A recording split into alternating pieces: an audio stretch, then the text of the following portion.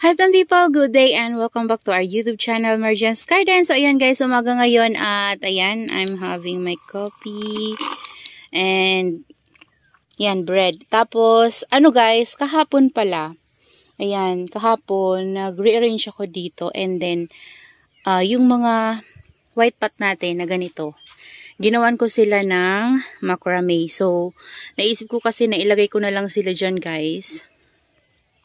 Para yung dito natin na area, malagyan natin ng pare-pareho na itsura ng pot. So, ayan, nilagay ko lang muna yan dyan, guys. Bali, nilagyan ko yan ng patungan sa ilalim kasi parang ang baba niya. So, ayan, meron tayong itatanim dyan soon. So, yan yung nagawa kong ayos sa kanila. Nilagay ko dito yung ating banana. Ayan. So, unti-unti naman guys, nakaka-recover yung ating banana pero marami nang naglaga sa kanya na leaves. Tapos, ang ganda na guys ng ating pink puppet to. Tingnan nyo guys, super ganda na. So, mabait siya guys. So, gusto ko pang mag-add ng pink puppet. Pero next time naman guys, ang ganda ng pink puppet pala, super.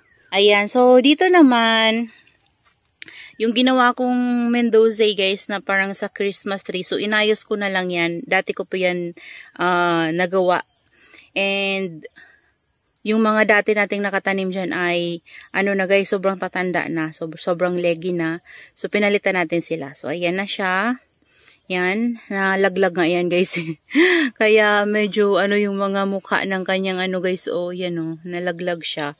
So, ginawa ko, tinalian ko na lang siya guys. At, sinabit ko na lang siya dyan. Kasi, yung dito ko na area, ayan dito. Ayan. So, yung dito ko kasi guys na area ay pinaglalagyan ko ng mga white pot. Ayan. Para pare-pareho sila guys. Yan. Yung mga vacant natin guys, huwag nyo nang pansinin kasi meron tayong itatanim dyan. Tapos dito naman banda, kasi ito wala akong papaglagyan nito guys na mga string of hearts ko, yung variegated and non-variegated. Ayan. Dito ko sila naisip ilagay sa gilid na to. Ayan. Kaya, nagkaroon na tayo ng mga pots. So, yung vacant natin nakaraan. Kasi, naglagay tayo nito. Yan. Nilagay natin yan. So, pinorward ko rin itong ating mga purple delight. So, bali yung mga nandito guys, papunta doon. Lahat na yan guys, purple delight. So, yung dalawang pot na yan, purple delighting guys, yung itatanim ko dyan. Ayan. And itong maliliit na to, hindi ko alam guys kung ano yung itatanim ko, pero makikita na lang natin yan kung ano yung mailagay natin dyan. So, gusto ko rin kasi guys yung, mga grapto din yung ilalagay ko. So, titingnan natin kung ano yung pwede nating mailagay dyan soon para bumagay guys sa ganda nila, yung purple na mukha. So, ayan. Galing dito, yung super bomb natin. Ayan sila guys. Ayan. Soon guys, kapag mayroon ng mga tanim yan, ipapakita ko yan sa inyo. So, pasensyahan nyo na guys, madungis. Ayan, yung elen natin. Unti-unti naman guys, nakaka-recover. Madungis kasi nag-wood ako ng DE powder sa kanila guys. Mawawala din yan kapag in-spray ko. Ayan. So, ito yung iba natin na white pot. Yan, ito. Nilagay ko dito yung arrangement natin. And this one naman guys, yan, iriripat natin yan today. Yan, sa isang pot na white. Pagsasamahin ko na yung aking lucidum. Ayan.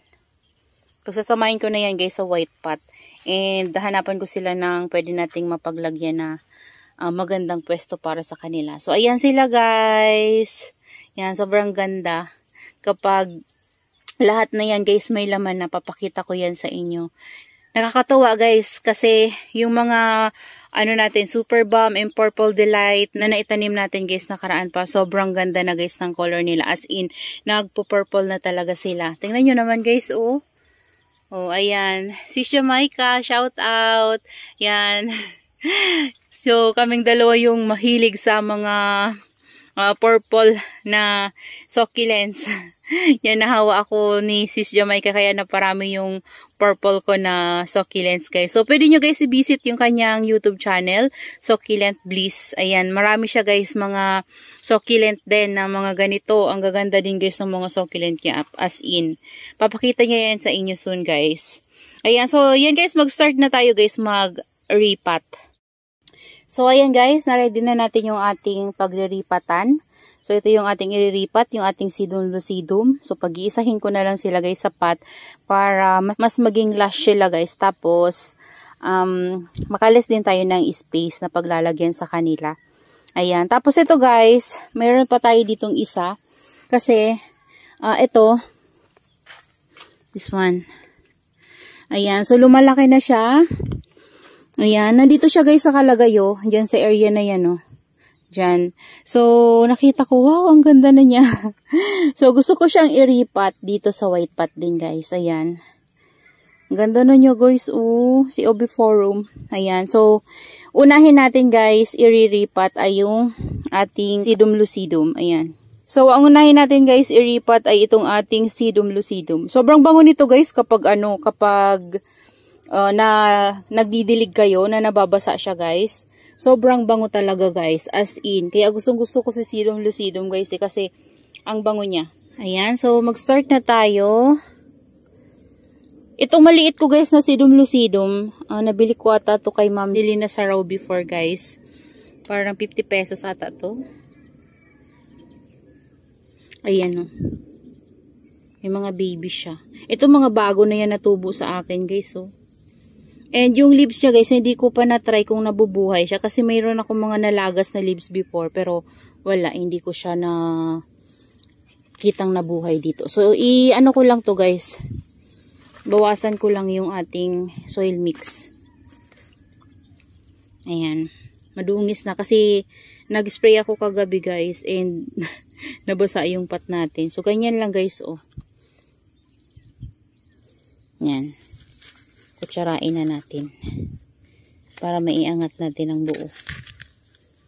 Ayun. Para hindi na rin natin guys magalaw yung kanyang ugat. Ayan. Ayan. Di ko na yan guys gagalawin. Ayan. So ready natin to. Diyan muna siya. Tapos ito naman na isa guys. Ito. Tanggalin ko lang tong nakaharang na bato. Ngayon may lipropa pa tayo. Hinarangan ko yan guys ng bato kasi natutumba siya nung bagong tanim ko. So, yan yung pampalakas niya. Nabili ko to kay Ma'am Nida. Dami niyang aerial roots. Oh, pero yung dito niya sa ilalim parang hindi siya masyadong nag-roots guys. Kunti lang. May lipropa pa. Yan. Tanggal na natin. Kasi guys, lang to nakaraan lang to nabili. Siguro mga pa lang yun to. Mga 1 month pa lang mahigit sa atin. 1 or magtuto ganun. Ayan. Laki niya, no? Ayan.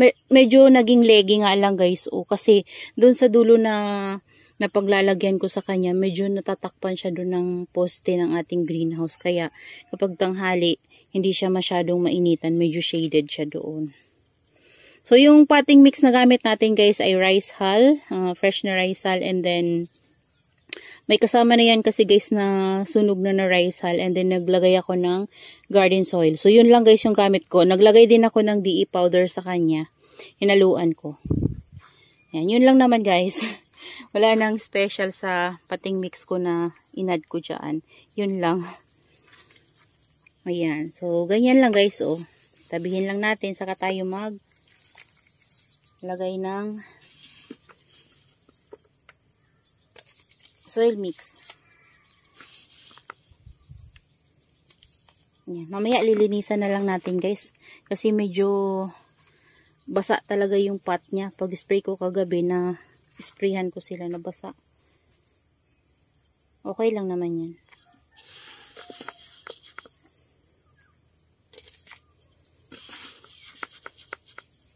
Ayan.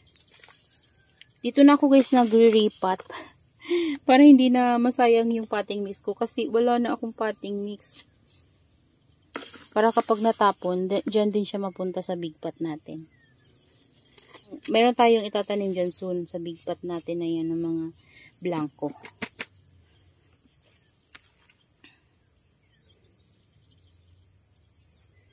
Ayusin lang natin guys. Ganyan lang. Tapos siksik natin, ganyan. So, ganyan lang naman ako guys mag-repot.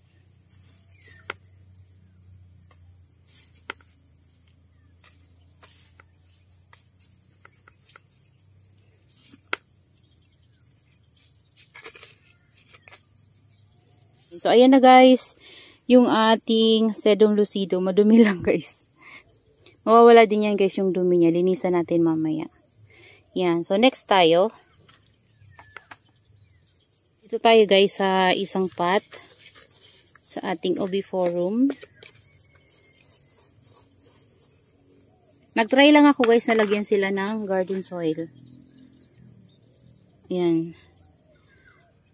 Kasi may nakapagsabi si Ma'am Janine. Ayan. Shoutout sa iyo Ma'am Janine. Maganda daw na haluan sila ng garden soil. So, nag-try ako na haluan sila ng garden soil para rin medyo makatipid tayo sa rice hull guys. Kasi, ang bilis maubos ng rice hull ko kasi big yung gamit ko na paso. So, ito, gaganyanin lang natin.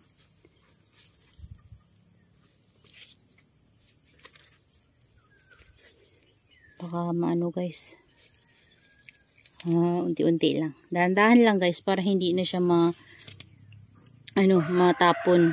Yan, magulo pa yung roots niya. Ayan, oh. Ayan, haba ng niya guys, hanggang dito. So, dito natin yan ilalagay. Sure. Press natin. Yan, saka tayo mag-add ng pating mix ulit. May baby na siya guys, oh. Tagal na nito sa akin guys.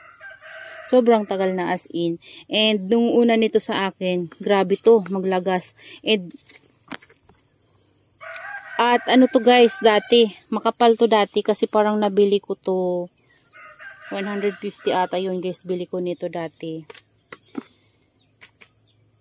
Na ano pa to guys, na rat. Narat yung puno niya. So, ito, bali na save ko na lang siya. So, buti na lang guys, hindi na siya na ulit nagrat. And then, meron ako mga leaves nito guys na i-try ma-propagate. So, napopropagate siya sa leaves. Kaso lang, hindi ko siya mapalaki-laki. Kasi parang kapag tuyo na guys yung mother leaf niya, parang ano na siya, lumiliit na yung baby niya. Nakarami na ako nito guys, lipropa. Tinry ko kasi siya. So, nalilipropa siya. Yun nga lang, hindi ko mapalaki. Tapos, nasa sunburn pa. Ayan guys. So, ayan na siya. Naripat na natin. So, lilinisan na lang natin yung pot. And, kumuha ako ng water and isprayhan ko lang sila guys.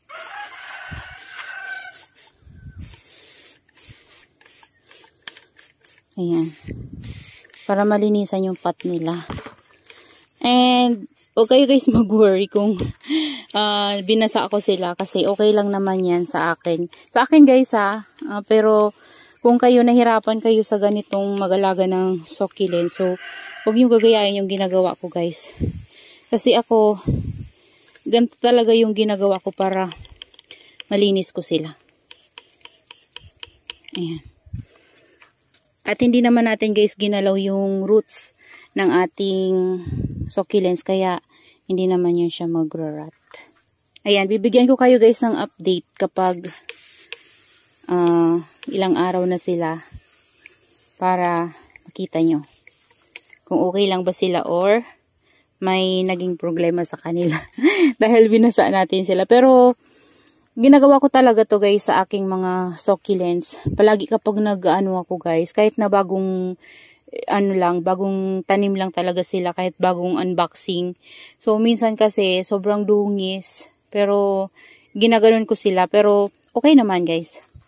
Ayan. So, dito ko na lang sila guys ilalagay. Dito sa area na to. So, ililipat ko na lang itong mga pot na nandito. Ayan. Sila na lang yung ilalagay ko dito. Kasi dito siya dati guys. So ibig sabihin na gustuhan niya dyan na area. Dito naman, ito, lagay natin yung ating sedum lucidum. Ayan, ang ganda guys ng color ni lucidum mo, nag-stress siya. Dito banda yan kasi guys na area nakalagay. So ayan na sila guys. Yan. Para may ibang color naman yung ating dito mga purple kasi puro na lang sila lahat purple. So magkakaroon sila ng ibang color. Ayan. Tapos ito, ilalagay ko na lang yan dun guys sa kabilang plant rack natin. So ayan na guys yung itsura nila. Bigyan ko na lang kayo guys ng update after a week. Yan, ng paglipat natin sa ating Oviforum and then Lucidum. So, ayan guys, yung kabuuan ng ating garden dito. So, pasensya na medyo makalat na doon. Ayan, so, papakita ko to sa inyo guys kapag nataniman na natin yung ating mga vacant pots dito guys. Ayan. So, that's all for today's video guys, and I hope you enjoy watching, and see you on my next vlog. Happy gardening everyone! Bye-bye! Mega love shoutout po pala kay Ma'am Mary Jane Ramos, Sis Baby Lina Sarita, Sis Jamaica. Ayan, pwede nyo po siya i-visit sa kanyang YouTube channel, Succulent Please. And then kay Mama Donna TV, Sir Ernesto Gutlay, Picks and Review, and JC Adventure. Ayan, mayroon po silang mga YouTube channel guys, yung iba nating mga shoutout. And then, mega love shoutout din po pala kay Sir Teddy Lacson. Ayan. So, ayan po. Maraming salamat po sa lahat ng laging nanonood sa atin at nakaabang sa ating mga video, sa mga plantita na mahilig talaga sa mga succulents din and sa other plants like ornamentals. So, ayan. Maraming salamat po sa panonood sa aking YouTube channel at sa lahat ng ating mga silent viewers. Yan, maraming salamat po sa inyo. At huwag pong kaligtaan na i-like itong ating video. Ayan, at mag-iwan na rin kayo guys ng comment. So, yun lang guys. Bye-bye!